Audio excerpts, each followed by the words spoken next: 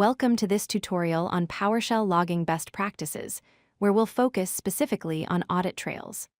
Throughout this video, you'll learn how to create comprehensive logs for your PowerShell scripts that track every important action, making your scripts more professional, secure, and maintainable.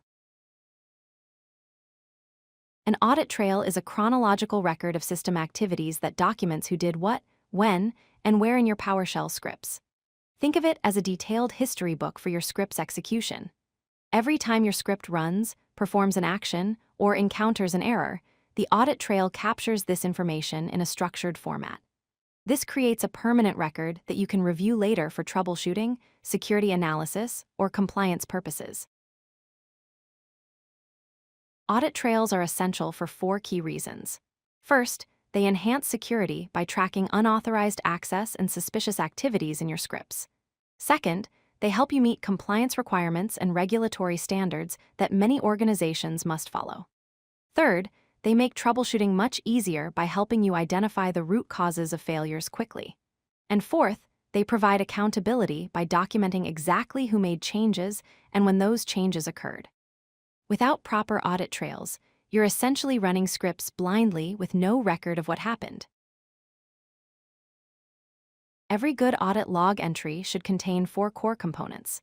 The timestamp records the precise date and time when the event occurred. User identity captures who performed the action, typically using the username.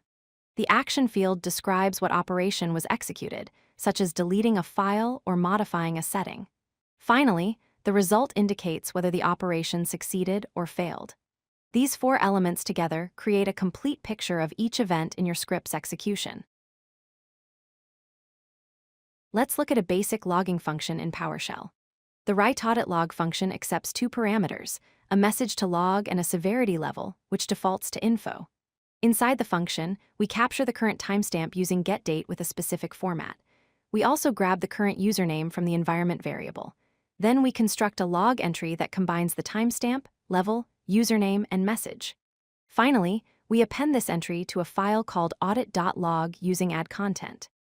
This simple function gives you the foundation for basic audit logging.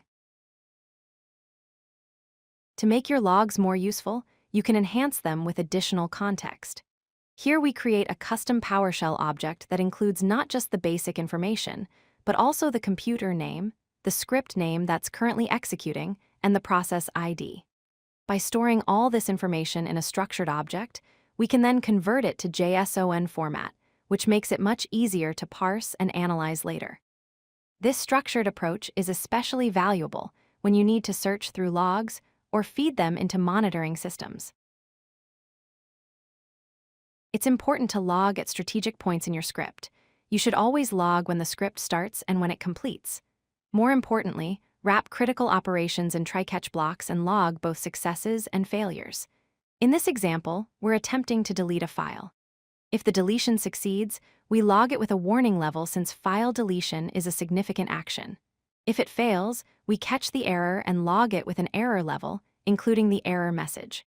This pattern ensures you have a complete record of what your script attempted and what actually happened. When choosing a log format, you have 3 main options. JSON is excellent for machine-readable logs that you need to parse and analyze programmatically. It's easy to query and works well with modern log analysis tools. CSV format is great when you want to open logs in a spreadsheet for quick reporting and simple analysis. XML provides a hierarchical structure that's useful for complex data and is standards compliant, making it compatible with many enterprise systems. Choose the format that best matches how you plan to use your logs. Follow these 4 best practices for effective audit logging. First, use secure log locations with restricted access to prevent tampering. Only authorized personnel should be able to read or modify audit logs.